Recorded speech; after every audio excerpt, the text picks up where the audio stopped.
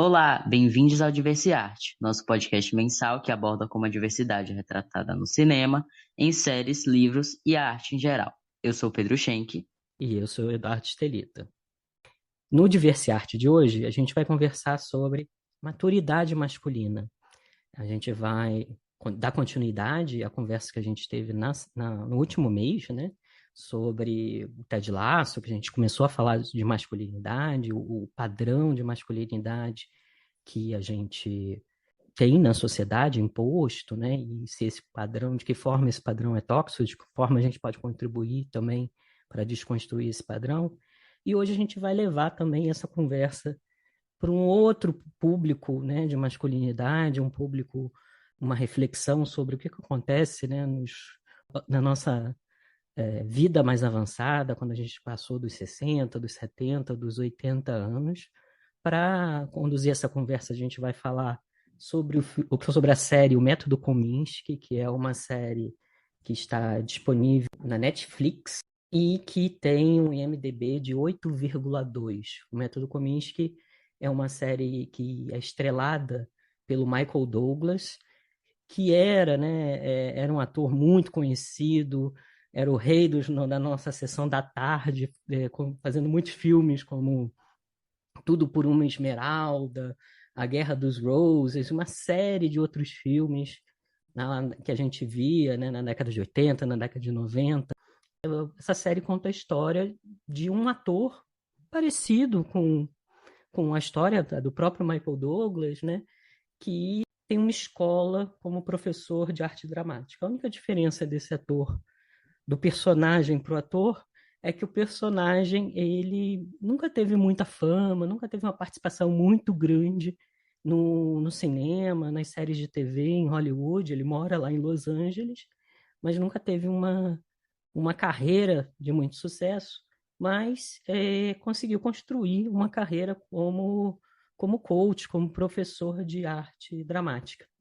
Essa série ela foi criada pelo Chuck Lorre. O Chuck Lorre é um produtor de série bastante conhecido lá nos Estados Unidos, que faz umas séries com um humor, como é que eu diria, especial, né? Não é o meu estilo de humor, né? Então ele assina aquela série Dois Homens e Meio com Charlie Sheen, ele assina também a série Big Bang Theory, né? Independentemente de você gostar ou não, o Chuck Lorre é um produtor realmente que produz séries de grande sucesso. E o Método Kominsky é uma série que está lá escondidinha, lá no catálogo da Netflix, é uma série muito falada, que tem eu diria, alguns probleminhas, né, dessa abordagem um pouco mais mainstream de séries, mas que tem realmente momentos muito bonitos, muitas reflexões interessantes sobre um assunto que é muito pouco falado, que é a maturidade masculina. E hoje a gente também aproveitou para convidar a Luciana Correia, que é a consultora do Instituto Diversidade, que nós três aqui fazemos parte do pilar de gerações do Instituto Diversidade, né? O Pedro trazendo esse olhar, né, das pessoas que estão chegando, dos jovens, dos estagiários, dos trainees, né? E a Luciana com esse olhar da longevidade. A Luciana tem uma carreira muito bonita, trabalhando com longevidade, trabalhando com envelhecimento. Eu vou deixar ela se apresentar, porque ela vai contar muito melhor do que eu a experiência dela trabalhando com essa temática. Oi, Pedro. Oi, Eduardo. Super obrigada por esse convite para participar desse podcast, ainda mais com um assunto que é tão caro para mim, que é a questão da longevidade, né? Então, só para contar um pouquinho, né, da minha história, eu estudo longevidade, tenho atuado na educação para as pessoas com mais de 50 anos desde 2013. Tive a oportunidade de dar aulas em algumas universidades abertas à maturidade, e foi lá que eu acabei me apaixonando pelas pessoas com mais de 60, 70, 80, 90. Eu cheguei a ter alunos até de 100 anos, né? E foi uma experiência absolutamente brilhante que me levou a estudar a longevidade, principalmente a longevidade no momento que a gente vive hoje, do século XXI, que ela é tão diversa. né? E com tantas possibilidades e com tantas aberturas. É isso, estou já há quase 10 anos nessa área e me sinto lisonjeada de estar aqui com vocês para discutir esse tema que, como o Edu falou, é pouco falado. Isso que eu acho que é bem importante da gente pensar e refletir a respeito. Obrigada por isso, pela oportunidade, pelo convite. Então, Luciana, eu não tinha assistido ainda o Método Kominsky. Para mim, com 22 anos, né, foi uma coisa bem diferente para mim. Diferente de outras séries que geralmente eu me sinto representado, ou vejo alguma situação e falo, isso aqui já aconteceu comigo, foi completamente diferente. E como você conheceu essa série e para você, como que foi assistir? Você se identificou com algum personagem, né, com alguma coisa, alguma história? Na verdade, Pedro, eu de certa forma me identifico, né? Porque eu faço parte de praticamente da mesma geração dos personagens, né? Eu tenho 51 anos, então eu acho que até o algoritmo me facilita nesse aspecto e acabou me apresentando o método Kominsky, inclusive por conta de alguns outros títulos do próprio catálogo da Netflix que falam sobre longevidade que eu já tinha assistido. Eu acho assim, apesar de falar da questão, está muito focado nos personagens e na questão do amadurecimento masculino, mas eu acho que algumas das reflexões, alguns dos medos, algumas das percepções dos personagens, independente de serem do sexo masculino ou não, eles acabam repercutindo para quem está no processo de amadurecimento, né? Então, eu cinquentei no ano passado. E foi quando eu comecei, que fui apresentada até para a série. E então, assim, de certa forma, ela fala comigo, porque ela está falando de um estágio da vida que eu estou entrando agora, né? Então, eu acho que é bem interessante. Agora, me chama muito a atenção, e por que que eu recomendo? Porque eu acho que a questão do amadurecimento para o homem. Eu acho que o que me marcou nessa série foram duas coisas. Uma é que esse homem, quando vai chegando perto da longevidade, esse filtro, essa barreira que foi colocada lá na pré-adolescência, na adolescência, quando esse homem está lá na escola, quando esse menino, né? Esse rapaz está lá na escola, ele aprende que ele tem que ser forte, ele não tem que falar dos sentimentos, ele começa a ter aquelas conversas meio superficiais com outros homens, aprende que não, que se evita, né? A masculinidade tóxica nos ensina isso, que você deve evitar falar de você, contar um pouco da sua vida, né? Do que você está passando, pelo que você está passando. E eu achei a série muito bonita, a forma como ela explora essa amizade do Norman com o Sandy. O Norman na série, interpretado pelo Alan Arkin, que é um ator que está com mais de 80 anos, que já ganhou vários prêmios também, ganhou o Oscar recentemente, já há algum tempo, pelo Little Miss Sunshine, né, a Pequena Miss Sunshine. E o Norman é um agente de atores e ele tem uma amizade de mais de 30 anos com o Sandy, né, o Sandy Kominsky, o personagem principal interpretado pelo Michael Douglas. E eu achei muito interessante como a série explora essa amizade na maturidade em que a gente se permite falar das coisas que realmente estão nos incomodando, a gente se permite falar das doenças, da finitude, das dificuldades que a gente tem. Então, eu achei, eu não sei, Lucy, na sua experiência, nas aulas, você conseguiu, nas pesquisas que você fez, você conseguiu identificar esse momento em que os homens se despem um pouco mais e se permitem falar, mesmo que às vezes de uma forma jocosa, né? Porque a série ela é uma série de comédia sobre os sentimentos, as angústias, os medos que eles têm, né? E eu acho que tem um outro ponto que me marcou muito, é a questão da finitude, né? Você trouxe agora, o homem não planeja para essa maturidade, ou não percebe, ou não se organiza para essa maturidade como uma mulher. a série, logo na primeira temporada, né, introduz logo uma questão de saúde que toca na sexualidade, a questão da próstata, né? Você vê isso como um momento que o homem começa a se perceber que está envelhecendo, que está num processo de envelhecimento, que está entrando numa outra etapa na vida dele. A finitude é um ponto de virada nessa percepção da maturidade pelo homem? Eu acho que sim, Edu. É, o que fica muito claro, né, nas pesquisas e mesmo na convivência com os alunos, né, muitos alunos que eu já tive do sexo masculino, tal, fica muito claro que quando na verdade, assim, o processo de envelhecimento, a gente pode dizer que é bastante diferente entre homens e mulheres.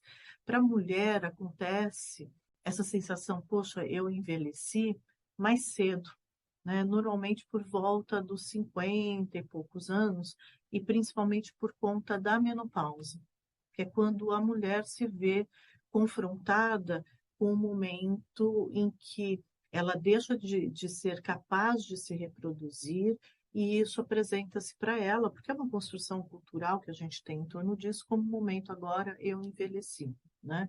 E tudo isso acompanhado de uma série de mudanças do próprio corpo.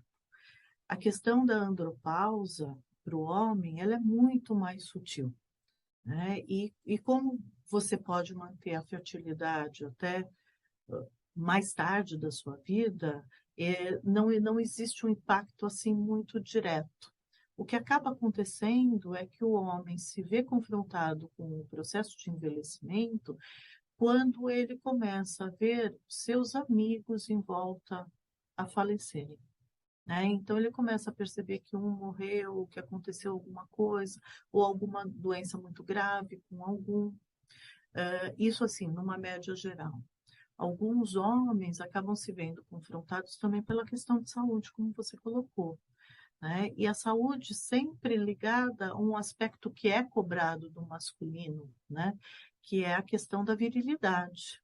Então, se você tem uma questão com a próstata, se você tem um problema com disfunção erétil, coisas que acontecem conforme o corpo vai mudando, né? Porque ele vai tendo outras formas de reagir. Então, aí o homem acaba se vendo confrontado.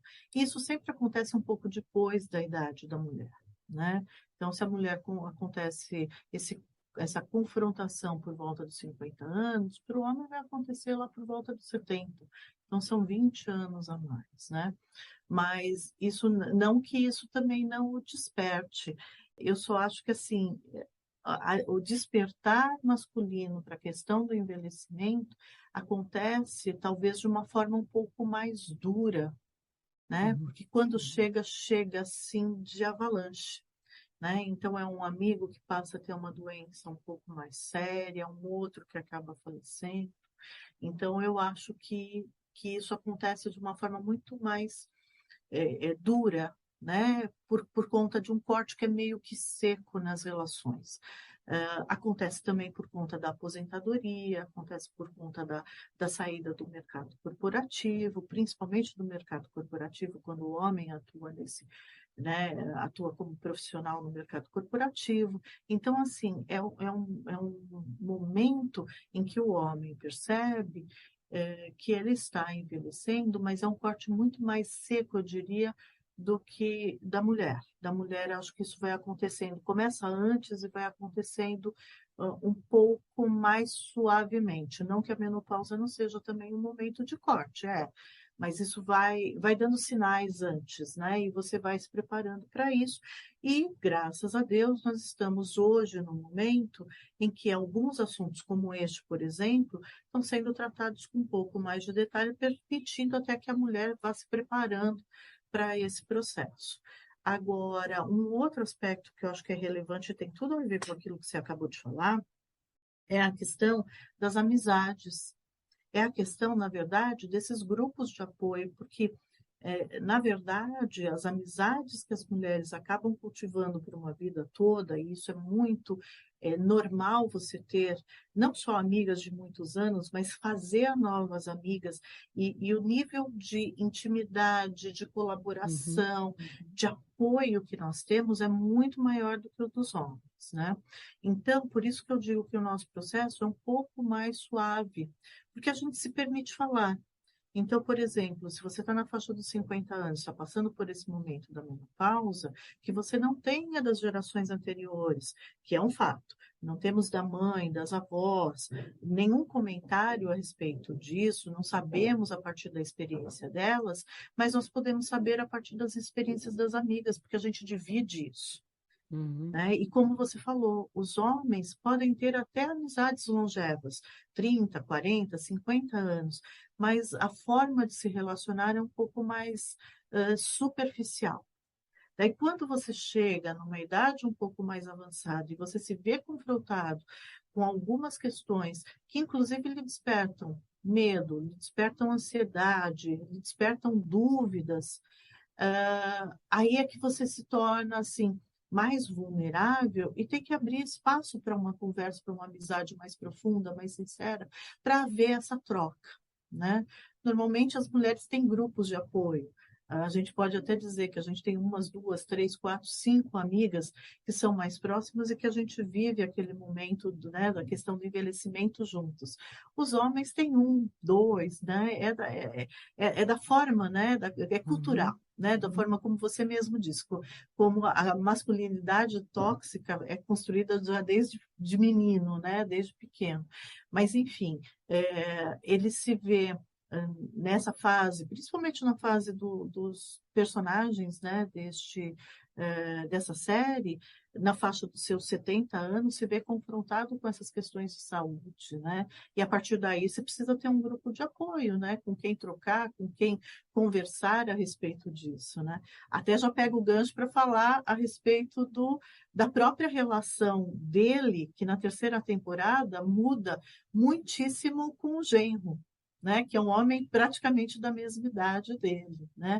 Então, se ele tem na primeira e segunda temporada uma relação muito próxima com o Norman, né, que é amigo dele há mais de 30 anos, e é uma amizade muito bonita, o Norman é quase como se ele fosse o grilo falante do Sandy, né? É quase como um alter ego, uma consciência, assim, do Sandy, né?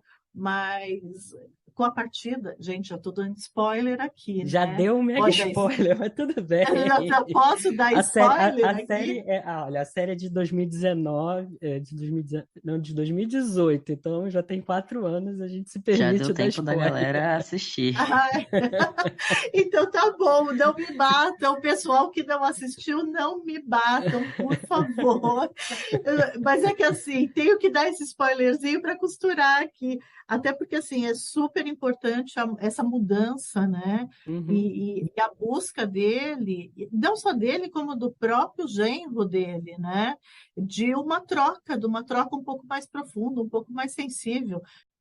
Outro spoiler, dá até ciúmes da filha, né? Barra noiva, né? Que fica enciumada com essa relação deles, que acaba ficando bastante forte, né? Mas a verdade é isso, né, Edu? Só para a gente fechar aquilo que você me perguntou. Realmente, né, nessa faixa etária, é quando o homem se vê confrontado com a questão do envelhecimento, e uma série de situações se somam. Primeiro, essa questão do mercado de trabalho, principalmente se ele tinha uma atividade remunerada dentro do mercado corporativo, ele acaba se vendo confrontado com a longevidade por conta disso.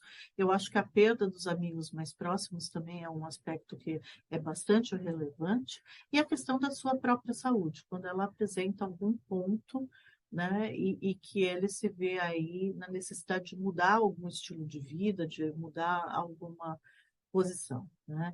Então, e isso é bastante diferente da mulher, que ela tem, vamos dizer, ela faz esse processo, é mais longo, começa antes, é mais longo e acontece um pouco mais de doses homeopáticas e com um grupo de apoio maior, porque a mulher tem o hábito de falar com as amigas e isso ajuda muito no processo como um todo.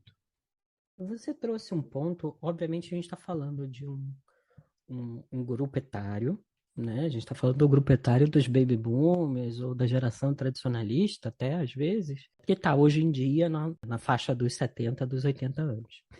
E aí eu fico pensando também, é uma pergunta que eu acho que é, tipo assim, talvez a gente não tenha resposta, né? Mas para colocar essa pulga atrás da orelha, não existe talvez um elemento geracional dessa experiência da masculinidade, da maturidade hoje, né, desse grupo que veio da geração Baby Boomers, versus talvez eu e o Pedro, quando a gente for chegar nessa idade. Tem dois pontos que você passou, que você disse, que eu fiquei refletindo, né, se não são exatamente questões que estão mudando, evoluindo na sociedade, né, em relação a esse papel do homem e o papel da mulher. Então, quando a gente fala da geração baby boomers ou da tradicionalista, as pessoas que estão nessa faixa etária muitas vezes ainda estavam dentro de um modelo de sociedade em que a mulher ocupava mais essas funções de cuidado, estava mais no espaço, né, familiar, o homem estava mais com esse papel de gênero, né, do ganha-pão, da pessoa que sai, que constrói sua carreira, que é a sua identidade é muito atrelada ao cartão de visita, né, ao cargo que aquela pessoa tem.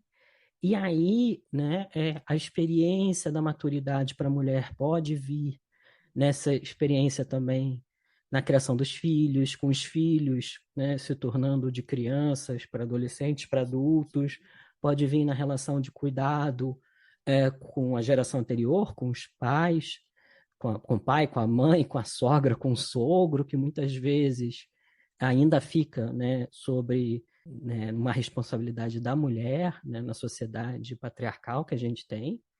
E o homem, ele talvez essa questão mais abrupta ela ocorra porque ele experiencia a finitude já na geração dele, enquanto talvez a mulher comece a experienciar a finitude já no cuidado da geração que vem antes dela. Faz sentido isso para você? E você enxerga isso como algo que possivelmente possa evoluir? Acho que faz total sentido isso, eu concordo com você. E acredito sim que vai evoluir, como a gente hoje já vê um outro padrão de masculinidade na tua geração, na geração do Pedro, né? Ainda mais que o Pedro é muito jovem. Então, eu acho que, assim, tem total sentido o que você acaba de colocar. Essa questão dos cuidados, eu acho que também é muito relevante nesse aspecto, justamente por aquilo que você falou, né? Então, apesar de muita mudança, hoje os cuidados ainda são, independente da idade, ainda são uma característica muito feminina, né? Porque é assim que a sociedade acaba construindo, né? Essa visão de feminino está mudando? Está, e eu acho que é importantíssimo que mude, mas ainda hoje é uma questão muito feminina, a questão do cuidado com o outro. E daí, principalmente no cuidado com as gerações anteriores, pais, avó, sogro, sogra, ela acaba se confrontando realmente com a finitude antes, né? Mais cedo, que você acaba passando por esse processo realmente, né? De perceber o lado negativo, né, do processo de envelhecimento, que são as dificuldades físicas, as limitações que vão acontecendo, as mudanças no corpo, as mudanças que vão do cabelo, da pele, né, das unhas. Eu não estou falando nem do aspecto estético, estou falando de mudanças fisiológicas efetivamente, né? Então, eu acredito que tem muito, muito a ver com isso. E realmente você tem nestes homens, seja da geração tradicionalista, seja dos baby boomers, principalmente a questão profissional, que é extremamente relevante, e numa visão profissional um pouco mais tradicional, digamos assim, né? Participando dentro do mercado corporativo. né? Uhum. Então, é como você falou, o sobrenome corporativo, ele tem absolutamente enorme relevância, né?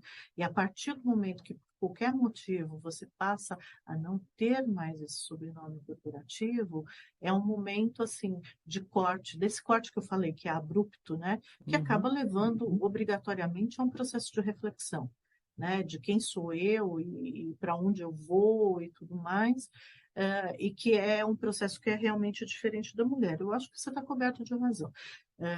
As gerações têm profundo imbricamento com essa questão. E eu acredito que haverá uma evolução, sim, porque nas trocas com você, nas trocas com o Pedro, a gente já consegue ver uma visão do masculino bastante diferente. Primeiro, mais sensível, não só a si mesmo, como sensível ao outro, né? Então, na relação dessa troca com o outro, eu vejo uma certa sensibilidade, assim, uma certa não, uma sensibilidade maior dessas novas gerações. Segundo, a participação, inclusive, dentro da família, né? Então, hoje, é muito normal você ver uma divisão de tarefas, e eu não estou falando de tarefas de casa, lavar louça, limpar a casa, não é só isso, mas assim, dos cuidados, cuidados com os filhos, cuidados com os pais, um pouco mais igualitária. Né? Ainda não chegou nos 50%, 50-50%, mas diminuiu o gap que sempre houve, principalmente nas gerações anteriores. Né? Então, eu vejo assim, tudo isso acaba fazendo com que exista uma sensibilidade maior das novas gerações para essa questão da longevidade. E um entendimento maior desse processo. Né? E, assim, uma vez sensibilizados, eu também acho que eu acredito que assim existe um processo interno também, né? Eu creio que a tua geração do Pedro, não vai se chocar tanto, sabe? Porque está um pouco mais aberto, está um pouco mais aberto para a vida como um todo, um pouco mais sensibilizado para a vida como um todo, e daí para as suas diversas vicissitudes, né? Desde as partes bacanas, bonitas, né? E a coisa que é até aquilo que implica na vida, que é o próprio envelhecimento, finitude e tudo mais, né? Eu acho que tem tudo a ver. Você pergunta se faz sentido? Total sentido.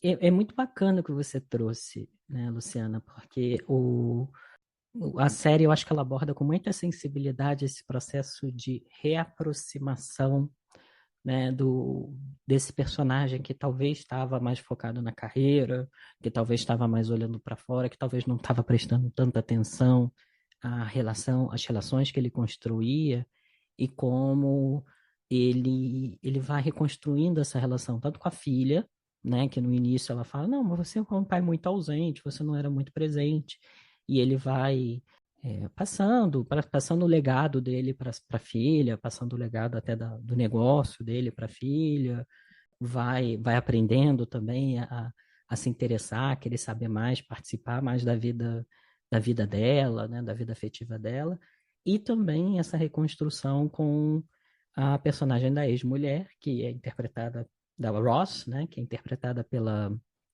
Kathleen Turner, que era a grande par, que eu achei que é fantástico, né, da série, que era a grande par do Michael Douglas, era a pessoa que mais protagonizava com eles os filmes, né? Então, eles têm também, os dois atores têm uma dinâmica muito interessante entre eles, e isso se traduz de uma forma muito sensível na última temporada, na relação entre os dois. E aí eu queria ouvir um pouquinho, porque você trouxe essa questão aí da ex-mulher, como se você também já experimentou, já viu esse processo, né, dessa masculinidade na maturidade, de homens que desenvolvem essa maior sensibilidade para as relações, especialmente no contexto em que esse sobrenome corporativo, né, desaparece. Eu acho, Edu, que existe um aspecto bem interessante. Alguns não vão mudar essa chave, né? Porque Uhum. mesmo saindo da vida corporativa, o que eu pude ver em algumas pesquisas, inclusive em algumas entrevistas que fiz com alguns casais mais longevos, por conta inclusive do meu mestrado, né, que eu usei o tema da longevidade, foi o tema da minha dissertação, o que eu consegui perceber é que alguns homens, eles podem até sair da vida corporativa. Então, hoje eu já não estou mais dentro de uma organização, mas a questão do trabalho continua sendo absolutamente primordial. E eles vão buscar uma outra atividade, um outro trabalho remunerado, né? E não é uma atividade voluntária, pode até ter, né? Mas o principal é a busca de um outro trabalho remunerado que faça parte do dia a dia deles, né? Então, alguns não vão fazer essa transição porque só troca de um sobrenome corporativo por outro sobrenome, por outra identidade, tudo isso muito ligado ainda à questão do trabalho. E assim eles podem ir até a morte, digamos assim, né? Até o momento em que se chega aí a questão da finitude faz com que termine a vida deles. Agora, outros, na vinda para dentro de casa, e eu estou falando assim, né? Porque você acaba saindo da vida do trabalho, né, dentro dessa ideia que a gente tem de segunda a sexta, das 8 às 18, né, com aquele compromisso e tudo mais, e voltando para dentro de casa, aí você consegue perceber como as relações estavam sendo construídas. E não é só a questão da ex, por exemplo, mas da esposa mesmo, né? Ou quais são as divisões, quais são as dificuldades, aquilo que era comum no início da relação e que às vezes vai se perdendo porque os lugares, né, que um e que o outro habita são completamente diferentes. Então, ao se ver defrontado com um lar onde ele é aquela coisa do estranho no ninho, né, ele passa a refletir, pô, mas por que eu sou um estranho aqui, né? O que foi que eu criei ao longo do tempo para me tornar estranho dentro daquilo que é a minha própria casa? Eu acho que alguns são mais sensíveis a essa situação e acabam passando por esse momento de repensar as relações, de repensar o seu papel, os seus lugares, né? Você me pergunta o que poderia ajudar nesse processo. Eu acho que um aspecto importante é o que a gente pode chamar aí de redes de apoio, né? Então, por exemplo, fortalecendo as amizades, se tornando mais próximo de antigos amigos, participando de eventos, de cursos, estimulando outras visões de mundo, estimulando outras habilidades também, onde ele pode encontrar pessoas de interesses comuns, outros homens vivendo esse mesmo momento, com quem ele pode estreitar uma troca, né? Pode estreitar uma amizade, estreitar uma troca. Eu acho que assim essa disposição para o novo é primordial, né? Não sei se eu vou ser preconceituosa quando eu estou colocando isso, mas eu vejo principalmente nessa faixa aí dos baby boomers, uma menor disposição. Eu te falo isso porque desses quase 10 anos de cursos, eu acho que já passaram pela minha mão talvez uns 200, 300 alunos. E desse total, eu te diria que 98% são mulheres. Uhum. Então, a busca pelo novo, pela autorrealização, pelo autodesenvolvimento, pelo autoconhecimento, é algo que ainda tem uma cara muito feminina, né? Agora, os homens que participam, apesar de poucos, eles acabam sendo muito bem-sucedidos nesse processo.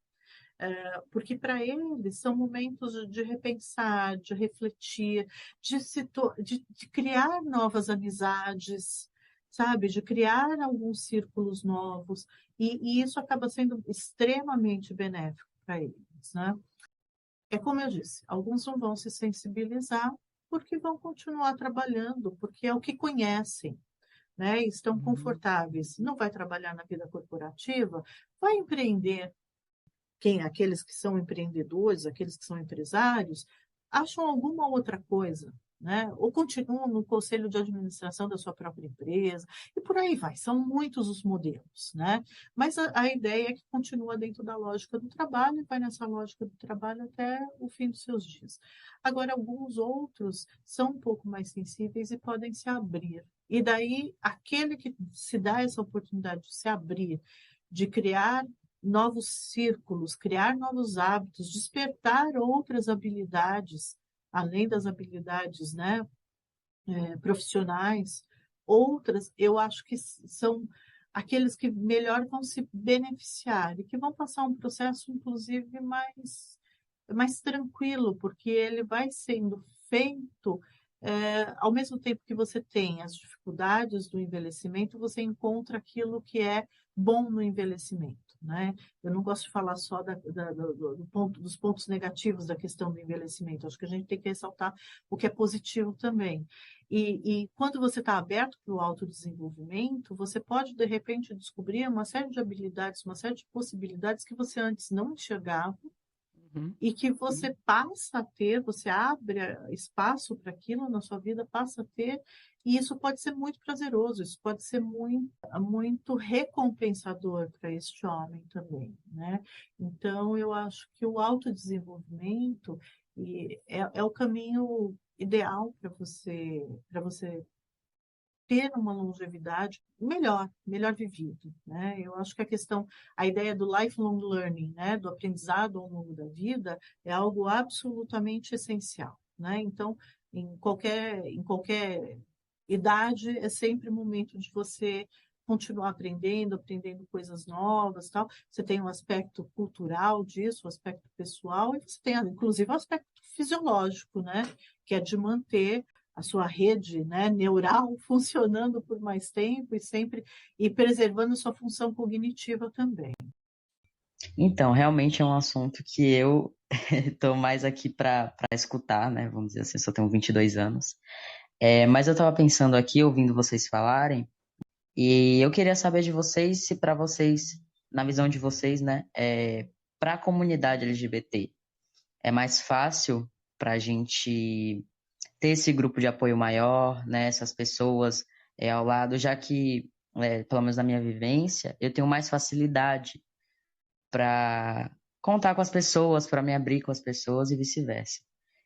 Vocês acham que é mais fácil para essas pessoas ter esse grupo de apoio maior e, consequentemente, envelhecer e ter mais pessoas ao lado?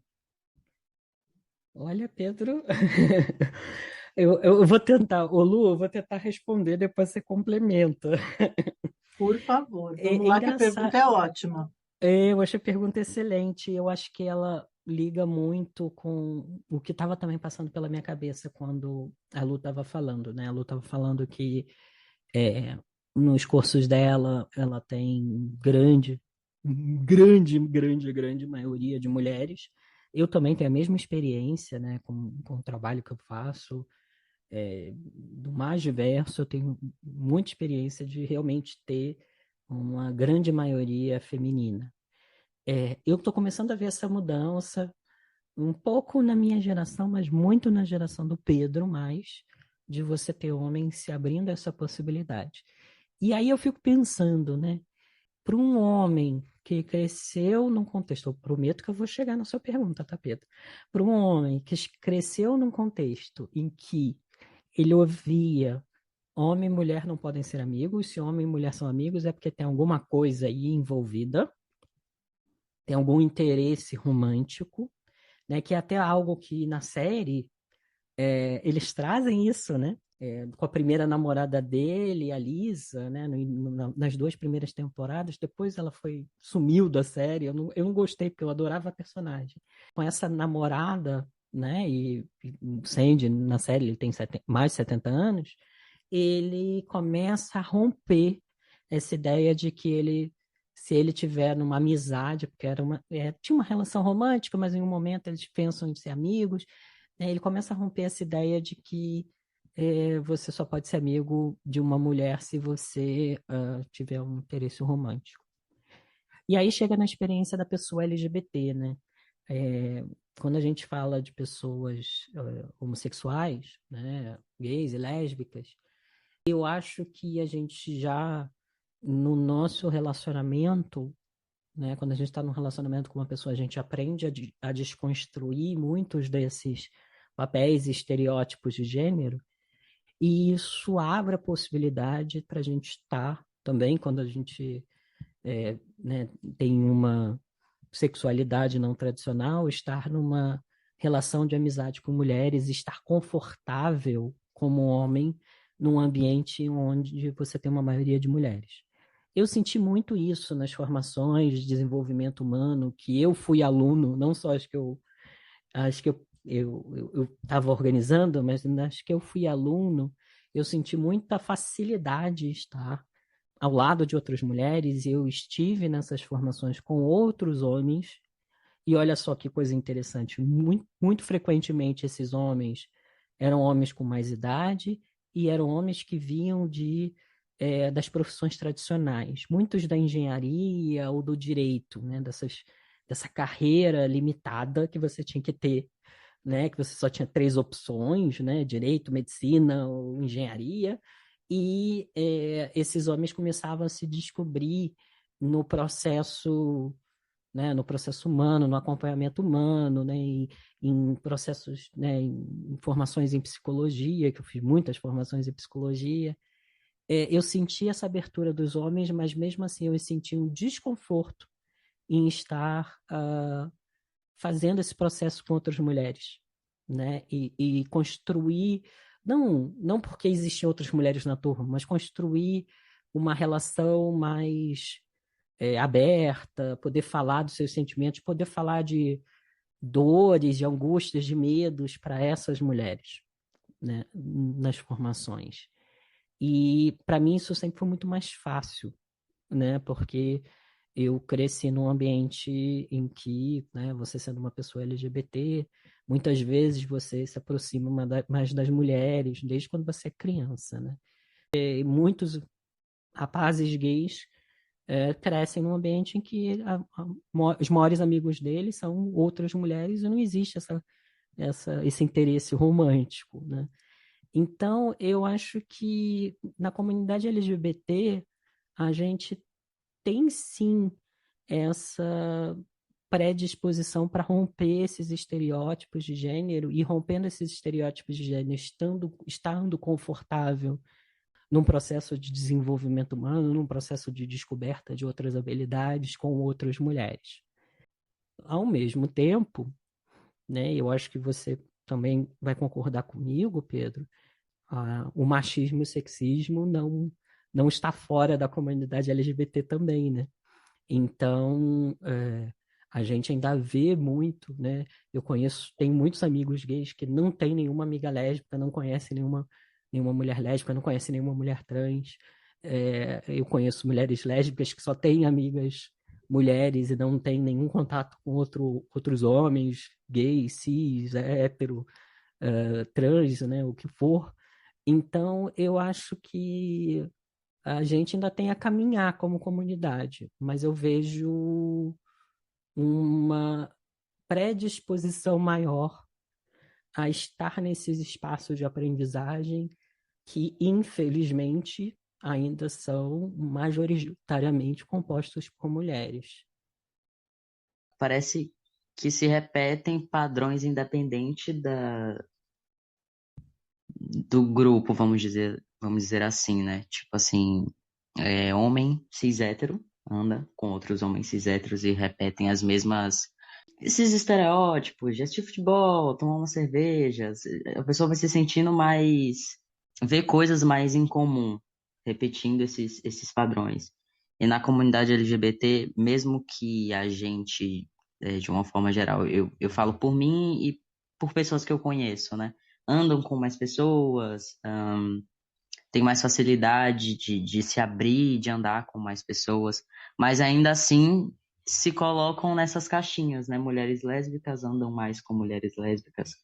Tudo bem que tem a questão de se sentir mais confortável, mas eu acho que, por exemplo, para mim, na minha vivência, eu costumo me sentir muito tranquilo em diversos grupos, com diversas pessoas. Eu acho até mais legal quando eu conheço pessoas que são diferentes de mim. Mas aí a minha perspectiva, né, a minha visão, é como eu vivo. E eu acho que é interessante. E talvez eu tenha também esse receio de chegar numa idade e não encontrar ninguém do meu lado e não ter ninguém. Eu vejo várias pessoas da minha idade, vários amigos meus, que não veem os pais com melhores amigos ou saindo com outras pessoas, né? É muito difícil você ver isso. A minha mãe, por exemplo, só tem uma melhor amiga e é com ela que ela faz tudo. Mas já o Uhum. meu pai, eu não vejo ele saindo com os amigos, do trabalho para casa, casa para trabalho. E muitas vezes eu acabo substituindo esse lugar de ser o amigo dele, de fazer as coisas com ele. E já para mim eu já procuro fazer diferente, porque claro que eu não vou ter o mesmo grupo de amizade que eu tenho agora, né? Mas eu quero chegar aos meus 70, 80 e ainda assim estar rodeado de amigos e ter essas pessoas comigo. Então eu achei essa coisa que você falou, né? Que acaba a gente se colocando. Acho que a gente acaba se colocando nessas caixinhas, né? Se eu sou uma pessoa trans, eu só vou me relacionar com pessoas trans, eu só vou ter pessoas trans ao meu redor. E a gente acaba se fechando para se relacionar com outra pessoa e tendo dificuldade de se relacionar com outras pessoas, porque você acaba se acostumando. Uhum. Mas para mim, eu acho que é mais legal quando você realmente, por exemplo, eu sendo um homem trans, eu não me sinto desconfortável de estar com homens cis, hétero. Eu procuro procurar coisas em comum, conversar com essas pessoas, conhecer a vivência dessas pessoas e me relacionar com essas pessoas também. Mas eu Uhum. entendo que para muitas pessoas vai ter essa dificuldade, justamente por você tentar ali se encaixar naquele lugar e não conseguir assim ter um diálogo, né? Então, mas para mim é diferente. Eu acho que o que eu disse mais cedo, né, foi que eu tenho amigos, mas eu não tenho esse amigo como a Lu descreve, ou como aparece na série, de uma pessoa que você liga todo dia, que você fala todo dia. Eu vejo que a minha mãe tem uma amiga, assim, hoje, atualmente, né, que não é uma amiga que ela conheceu há 35 anos atrás, mas que conheceu também nesses processos aí de desenvolver novas habilidades, né, de praticar lifelong learning e, né, e construiu essa amizade em pouco tempo. Eu acho que você traz é muito relevante, né? Essa abertura ela é muito importante, né? Tudo que a gente prega aqui no Instituto é as pessoas estarem dispostas a conversarem com o outro, né? Eu também por muito tempo eu tinha dificuldade para ter eu tinha amigos quando eu era menor, né? Amigos cis hétero. Aí depois eu me assumi como um homem gay. Eu tinha muitos amigos gays, mas eu circulava só no ambiente dos homens gays. E aí eu conheci um amigo que é meu amigo até hoje, né? Que eu vi os filhos deles crescer, que era um amigo hétero, e a gente tinha uma relação de poder falar de coisas pessoais sobre a nossa vida com esse amigo hétero. E aí eu também virei essa chavezinha de falar, gente, que isso, né? É um outro ser humano, né? A gente não pode cair nesses estereótipos. Então eu acho que eu vejo ainda muito essa resistência do homem e que eu concordo, né? Eu acho que ela é maior ainda, ela é mais intensa quando esse homem é cis, heterossexual e ainda, né, é, cresceu num ambiente que dizia, olha, você não pode ter amigas mulheres, né? Por que não? Né? Por que não? Ah, você não pode ter amigos gays, senão vão achar que você é gay. Então esse homem vai se limitando a uma forma de ser e de existir bastante restrita. Mas mudando um pouquinho de assunto, Lu, você trouxe uma coisa que eu achei muito bacana, porque a gente está meio falando das limitações, das carências. O que você percebe, o que você achou na série, alguma cena, algum elemento da série que você identificou, olha, esse é o lado bom, esse é o lado positivo, são competências que são afinadas, que são melhoradas quando o homem vai chegando na maturidade. Então, Edu, você trouxe, logo no começo dessa nossa conversa, um aspecto que eu acho que é bem interessante, né? E que eu vou começar por ele para poder construir a resposta para você. Você colocou que ele, como um ator, ele não teve um grande sucesso, né? Ele não foi realmente uma estrela de cinema ou de TV dentro dessa narrativa, mas ele tem muita experiência. E essa experiência acaba sendo muito positiva e muito bem-vinda para os alunos dele. Então, eu acho que um dos aspectos importantes que a gente deve louvar, né, da longevidade é a experiência de vida mesmo. Então, hoje, se você me permitir fazer uma comparação com a vida empreendedora ou com a vida corporativa, hoje a gente tem tido, inclusive, um movimento no mercado de trabalho que é de mesclar um pouco as gerações e trazer algumas pessoas mais longevas para as equipes, justamente para que elas possam trazer essas experiências, né? Uhum. Então, veja, depois da pandemia, o mundo está passando por um movimento econômico desafiador. Quem tem 30 anos não viveu isso aqui no Brasil, né? Agora, quem tem 50, como eu, ainda lembra de momentos de inflação de 90% ao mês, Uhum. né? Então, quer dizer que era um ambiente extremamente desafiador. Então, poder colocar essa experiência à disposição do mundo. Isso estou falando da questão do trabalho, da questão econômica, mas essa experiência pode ser de muitas outras formas utilizada, né? Eu acho que esse é um aspecto muito importante, muito relevante da gente pensar. E isso fica muito claro na série, né? O quanto ele efetivamente acaba ajudando e apoiando os seus alunos. E quanto mais ele se desprende dessa questão, dessa posição de ter sido ou não ter sido uma grande estrela, mais ele se investe no papel de coach, eu acho que melhor ele faz esse trabalho, né? De passar essa experiência. Então, eu acho que aí eu viria dois aspectos muito positivos da longevidade. Um é de não dar importância a algumas questões que seriam extremamente importantes há alguns anos. Eu posso falar até por mim. Então, eu com 30 anos era importantíssimo o título que tinha no meu cartão de visitas, né? Uhum. Hoje, o que é importante é aquilo que eu consigo realizar, né? Me fazendo bem para o outro, quanto eu consigo contribuir. Estou muito mais preocupada com o legado do que com o título, Uhum. né? Então, eu acho que esse é um aspecto bem relevante. E o segundo aspecto é essa questão da experiência mesmo, né? Então, é algo importantíssimo para a gente levar em conta. Talvez hoje a gente não consiga correr, eu estou falando a gente me colocando já dentro dessa geração mais longeva, né? A gente não consiga correr os 100 metros em menos de 10 segundos, com certeza não. Ainda mais eu que confesso que estou com preparo físico péssimo, mas assim, enfim, independente disso, são maiores as dificuldades.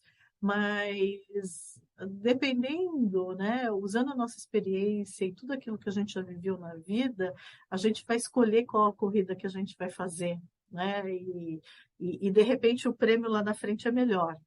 Né? Então, eu acho que tudo isso pode e deve ser levado em consideração, né? Esses são os aspectos. E outra coisa que eu vejo também no método Kominsky, e que eu acho que é muito interessante e que faz com que a gente consiga ter uma longevidade bem vivida, né?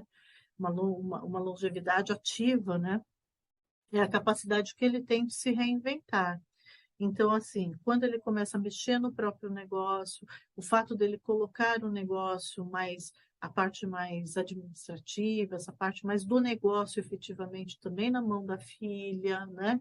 Quando ele resolve assumir, né, ao invés de lutar contra a não existência de papéis absolutamente relevantes para ele como ator, e ele passa a assumir definitivamente o papel dele como professor, como educador, aí eu acho que ele se reinventa e também isso é um ponto de virada, né? Então eu acho que assim a longevidade ela também é bem vivida se você se abre para essa reinvenção constante, né? Até porque isso daqui no mundo que a gente vive hoje, né? É algo condição sine qua non para estarmos no mundo, né? Para todos nós, independente da geração. E eu acho que se você é de uma geração um pouco mais longeva e você se torna aberto, você continua relevante, continua com seu espaço, continua sendo um ator importante na sociedade, e isso para você também é muito relevante e é muito gratificante, né?